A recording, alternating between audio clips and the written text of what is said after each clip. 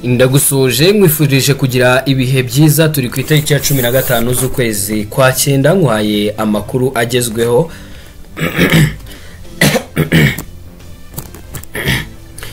Ndagusuje mwifurije kugira ibihe byiza turi ku itariki ya 15 z'ukwezi kwa 9 nkwaye ikaze mu makuru agezweho muri aka kanya ni amakuru yacu ya mbere ndaza kugaruka ku nkuru y'umusore wo mu karere ka Nyagatare ni umusore wakoraga akazi ko mu rugo watorokanye nyirabuja bajya kubana nk'umugore n'umugabo umugabo asigara ari mu marira. Ibi turaza kubigarukaho ni inkuru yavuzwe cyane muri iyi weekend ariko noneho nyuma yuko bibaye hari byakurikiyeho ari byo turaza kurebera hamwe. Ese umugabo yaba yaragiye kurega hanyuma bakamusubiza umugore we? Ibyo byose nibyo turaza kuba turebera hamwe muri aya makuru. Turaza kureba byinshi bitandukanye biri hariya mu karere ka Nyagatare. Ni mujye kandi ndaza kukubwira byinshi bitandukanye nkaho abasirikare n'abandi bapolisi b'u Rwanda baritegura koherezwa muri Mozambique nyuma yaho ibyihebe muri kira gihugu byongeye kugira imbaraga. Muri Repubulika Iharanira Demokarasi ya Kongo ndaza kukubwira ko ICM 23 yinjije abakomando barenga 7,000 basoje imyitozo ya gisirikare nyine ikaba ibinjije mu gisirikare ndetse intego ni ukurwanya ubutegetsi bwa Repubulika Iharanira Demokarasi ya Kongo. Ndaza kukubwira ko kandi wahoze ahagarariye Amerika muri Afrika yanyeze FIDC ndetse na Tshisekedi. Turaza kubikubwira byose. Iwarikare M23 ikaba yasubije inyuma abarwanyi ba Wazalendo. Ibi byose nibikomeje kubera ku rugamba. Ndakwibutsa ko ushobora kubigiramo uruhare ndavuga ibiganiro byacu ukora share ariko kandi wibuke ukande subscribe kugira ngo tujye tubana umunsi ku munsi. Mboneyeho no kuguha ikaze muri iyi nkuru tugiye guheraho yo mu karere ka Nyagatare. Umusore witwa Tuyizere yakoze igikorwa kidasanzwe ubwo yatorokanaga nyirabuja waho yakoraga. Ibi byabereye mu karere ka Nyagatare mu murenge wa Rwimiyaga kagari ka Noma, niho havugwa inkuru idasanzwe y'umusore w'imyaka 19 witwa Tuyizere wari usanzwe akorera mu rugo watorokanye nyirabuja bakajya kubana nk'umugore n'umugabo bigatungura benshi. Amakuru ava muri ako gace avuga ko uyu mugore yasize urugo rwe ndetse n'umuryango we maze ajya gusanga uyu musore wamufashaga mu mirimo yo mu rugo. Ibi byatunguranye cyane ndetse biranatungura nyine abaturanyi be ndetse n'ababyeyi b'uyu musore kuko batigeze batekereza ko umubano nk'uwo ushobora kuvamo urukundo kugeza ku rwego rwo kwibanira. Bamwe mu baturage bavuga ko iki gikorwa kidasanzwe gishobora guteza ibibazo bikomeye mu miryango yombi by'umwihariko ku muryango w'umugore wasize urugo rwe. Kuri ubu haribazwa kandi uko amategeko azabibona cyane ko bivugwa ko umugore yari yarashatse mbere yuko afata icyemezo cyo gusoka mu rugo rwe. Umwe mu baturanyi yagize ati byadutunguye kubona amakuru ko nyirabuja yagiye kubana n'umusore wamufashaga. Twese turibaza uko ibintu bizagenda kuko bigaragara ko harimo amakosa menshi mu byemezo byafashwe. Kugeza ubu ntiharamenyekana neza aho abo bombi bari kubera ko nyine ni ukugenda basa nk'abatorotse cyangwa wenda uburyo imiryango izabyakira. Abaturage bavuga ko hakenewe ko inzego z'ibanze n'iz'umutekano zibigiramo uruhare kugira ngo hamenyekane uko ikibazo cyakemurwa by'umwihariko hagakurikizwa amategeko. Iyi nkuru ikomeje kuba urujijo mu baturage b'aka gace aho bamwe bayifata nk'idasanzwe abandi bakayifata nk'ikigeragezo gikomeye ku muryango w'umugore ndetse n'uw'umusore w'imyaka 19. Ibi rero akaba ari ibikomeje kugenda bigarukwaho ariko wenda ngira ngo mbere ya byose ngira ngo wenda icyo umuntu ashobora kumvamo ariko sinzi n'impamvu wenda ibi ngibi bishobora kuba ni ibintu biri clear, ni ibintu bisanzwe ko nyine umuntu ashobora kunanirwa urugo akajya mu rundi rugo. Ahubwo wenda ikidasanzwe nuko ari umukozi wo mu rugo ariko nanone ni amahitamo meza kubera ko ngiye mbona ari amahitamo meza ku mugabo kuko aho kugira ngo umuntu agucitinge nekereza ko yagenda ahubwo wenda ibibazo bindi mukabikemura mu buryo bumwe cyangwa ubundi. Ngira ngo twagerageje kuvugisha bamwe mu bayobozi bo mu karere ka Nyagatare by'umwihariko muri uriya murenge gusa bamwe batubwiye ko nabo nyine nta makuru arambuye ahagije bafite wenda yo gutangaza cyane ko nyine ari amakuru bakabaye bihererwa na nyirabo cyangwa se ba nyirubwite nyine abo byabayeho, ariko bikavugwa ko nta n'umwe bari bashobora kuganira nawe. Uko uyu munsi wenda niba dushaka kuba ngo hari ikibazo, ntabwo kuko ubuyobozi burakubwira buti ntabwo tuzi ikibazo umuryango cyangwa se cyari kiri mu muryango ku buryo byagenda gutyo, ntabwo turakimenya. Urumva nyine n'ubuyobozi kuvuga ngo bufite icyo bakora ntacyo, ariko ubundi nta n'icyo gukorwa kindi nyine usibye kubwira umugabo akihangana. None se yakora iki niba nyine umugore yaramakinze choice, donc yarakoze amahitamo? Urumva nyine nta kindi umugabo yakora usibye kugira gute, usibye kuba yakwihangana. Ngira ngo nibyo ngibyo twaba atugarutseho, ahubwo wenda iyi nkuru tugakomeza kuyikurikirana, ndetse ndabizeza ko ku mugoroba turaza kuba twazanye amakuru mashya kuri iyi nkuru. Reka ahubwo tuyakomereze kuri iyi nkuru ivuga ko hari abasirikare ndetse n'abapolisi bandi bagiye koherezwa muri Mozambique kugira ngo bajye gufatanya n'abandi basanzwe yo barwanye ibyihebe byongeye kugira ijambo muri kiriya gihugu. Kuri uyu wa gatandatu w'itariki ya 13 Nzeri 2025 mu ishuri rya gisirikare ry'u Rwanda igako, Major General Vincent Nyakarundi, umugaba mukuru w'ingabo za RDF zirwanira ku butaka, ari kumwe na CIP Vincent Sano, umuyobozi mukuru wa polisi wungirije ushinzwe ibikorwa, baganirije abashinzwe umutekano b'u Rwanda, ubwo n'ingabo na polisi biteguye koherezwa mu ntara ya Cabo Delgado mu majyaruguru ya Mozambique, mu gihe bivugwa ko ibyihebe byongeye kukameza.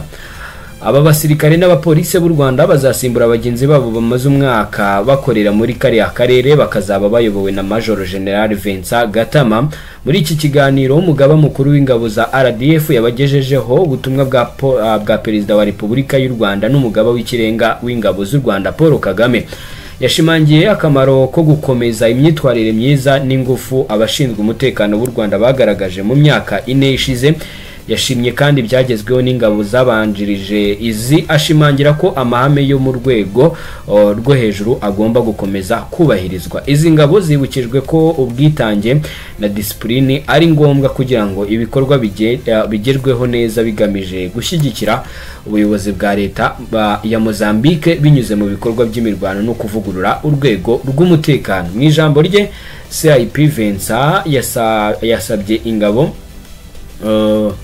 yasabye ingabo guteza imbere gukorera hamwe igihe cyose no kwirinda imyitwarire mibi yose ishobora kwangiza izina ry'u Rwanda. Iyi gahunda iragaragaza umubano ukomeye hagati y'ibihugu byombi, hagati ya Repubulika y'u Rwanda ndetse na Repubulika ya Mozambique.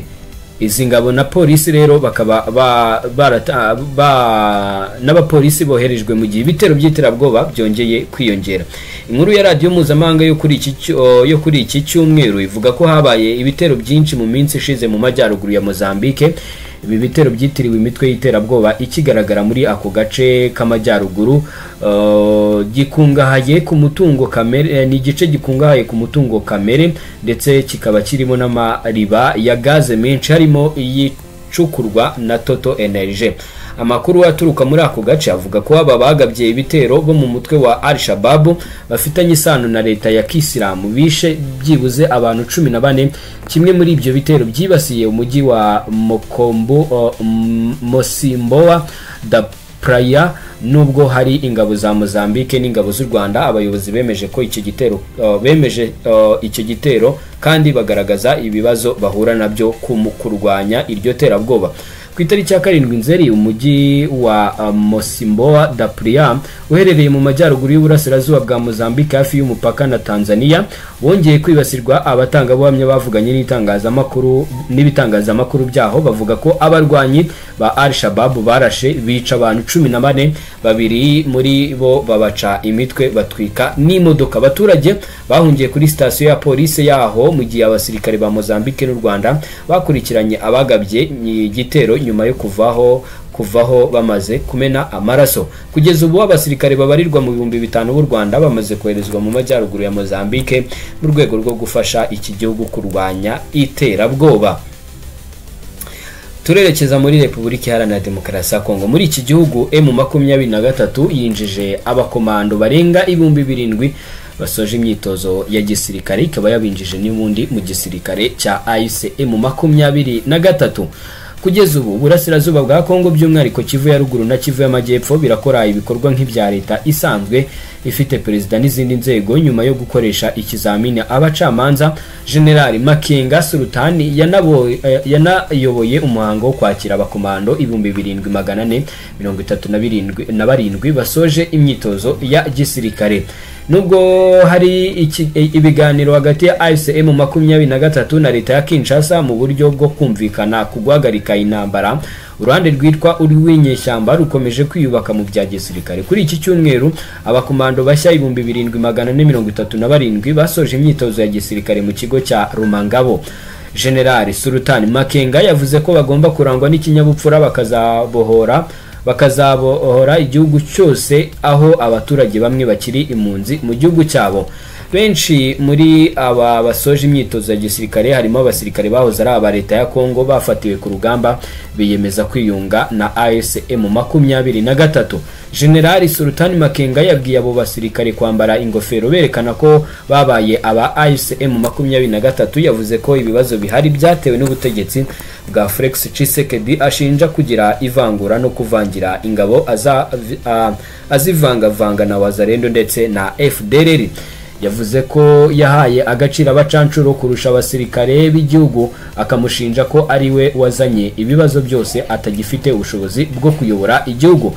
Ati muriteguye ngo tubohore igihugu, muriteguye ngo tubohore abanyekongo, birasaba ko murangwa n'ikinyabupfura mugatandukana n'abandi n'ababandi. Colonel Nanga nawe yagaragaye muri video avuga ko yishimiye iki gikorwa cyo kwakira abakomando 7,437, avuga ko bizabafasha kugira brigade enye ndetse avuga ko kubohora igihugu bitangiye kandi bizagera hose. Ngaye nguko rero bamwe mu baturage by'umwihariko abegereye biriya bice ndetse n'abakongomani bamwe na bamwe harimo n'abatuye mu Rwanda nk'abagiye batanga ibitekerezo kuri iyi nkuru. Hari abagiye bavuga bati nibafate Uvira vuba, intera hamwe n'imbonera kure z'u Burundi basubire iwabo, bareke kutwicira abaturage.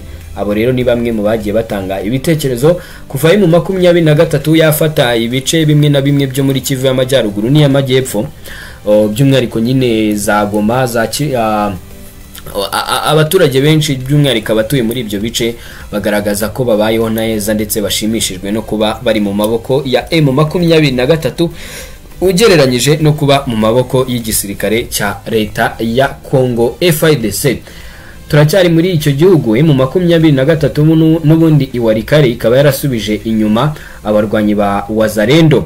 Umutwe wa M23 urwanya ubutegetsi bwa Repubulika Iharanira Demokarasi ya Kongo wasubije inyuma abarwanyi b'ihuriro rya Wazalendo bashakaga kukura mu birindiro ufite ku musozi wa Bueni muri teritwari ya Warikare mu ntara ya Kivu y'amajyaruguru. Ibyo byabaye mu mirwano ikomeye yabaye mu ijoro ryo kuwa gatandatu ku itariki ya 13 ku musozi wa Bueni uri hagati ya groupement ya Ruberiki ndetse na Waroya muri Warikare. Ikinyamakuru Actualité cyatangaje ko byageze mu gitondo cyo ku itariki ya 14 kuri iki cyumweru hagarutse ituze kuko imirwano yari yarangiye nta rusaku rw'amasasu rwumvikana.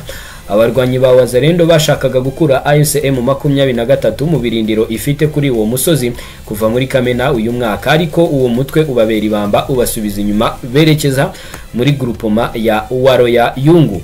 Ibyo birindiro byagumye mu maboko ya mutwe wa M23 wabigezemo muri Kamena uyu mwaka ubwo wari mu rugamba rwo gukura inyeshyamba za Wazalendo mu birindiro byazo bya Buhimba muri groupement ya Waroya Yungu. Ibyo rero akaba ari bimwe nabyo mu biri kugenda bigarukwaho cyane cyane muri izo teritwari, yaba teritwari ya Warikare ariko kandi no mu zindi teritwari zigiye zitandukanye muri icyo gihugu cya Repubulika Iharanira Demokarasi ya Kongo. Uwahoze ahagarariye Amerika muri Afrika yanyeze FARDC ndetse na Tshisekedi. Tibor Ndagi wahoze ari umunyamabanga wa Leta Zunze Ubumwe za Amerika wungirije ushinzwe umugabane wa Afrika yanyeze Felix Antoine Tshisekedi, ndetse kandi avuga ko nyine Kongo ikomeje kugirira ubwicanyi nyine iri gukora ubwicanyi ikabukorera abaturage by'umwihariko b'abasivili. Ndetse kandi uyu nguyu nyine ushinzwe umugabane wa Afurika Yanyeze Tshisekedi wa Repubulika Iharanira Demokarasi ya Kongo ukomeje kugirira ingendo mu mahanga mu gihe abaturage bo mu burasirazuba bw'igihugu cye bakomeje kwicwa n'imitwe yitwaje intwaro. Thibault Ndagi yabitangaje nyuma y'umunsi umwe Tshisekedi asoje uruzinduko rw'akazi yagiriraga i Astana muri Kazakhstan. Tshisekedi yasuye iki gihugu giherereye ku mugabane wa Aziya nanone nyuma y'umunsi umwe umutwe w'iterabwoba wa ADF ugabye igitero gikomeye muri teritwari ya Rubero mu ntara ya Kivu y'Amajyaruguru. Abantu barenga 100 nibo bimaze kumenyekana ko biciwe muri kiriya gitero cyagabwe ku bantu bari mu muhango wo gushyingura mu gihe ababarirwa mu 146 baburiwe irengero. Iki gitero nanone cyabaye mu gihe ingabo za leta ya Repubulika Iharanira Demokarasi ya Kongo zimaze imyaka hafi 3 zikubitwa ahababaza n'inyeshyamba zo mu mutwe wa AFC/M23 barwana. Thibault Ndagi abinyujije ku rubuga rwe rwa X yanyeze ingabo za leta ya Kongo zikomeje kutagira icyo zikora ku baturage bakomeje kwicwa. Ati byari igisebo gihagije ku ngabo za Kongo zandagajwe na M23, none ubu izo ndwanyi ntizishoboye kurinda abaturage b'inzira karengane bo mu duce dutuwe tubarizwamo inagondwa za ADF zifitanye isano na ICC. Uyu muyobozi kandi yabwiye Tshisekedi ko aho kwirirwa bunga mu mahanga yagasuye burasirazuba bwa Kongo. Ati hagati aho Tshisekedi we wa Kongo ari kuzenguruka isi muri Kazakhstan akwiye gusura uburasirazuba bwa Kongo kuko ibyarimo ntago ari ngombwa. Aya makuru reka nyasoreza ahangaha hanyuma nkurarikire gukurikira andi makuru araza kubagezwe mu masaha ari imbere, ariko kandi hari n'ibindi biganiro bitandukanye tugutegurira umunsi ku munsi. Reka ngushimire cyane by'umwihariko wowe wakanze subscribe. Umunsi mwiza.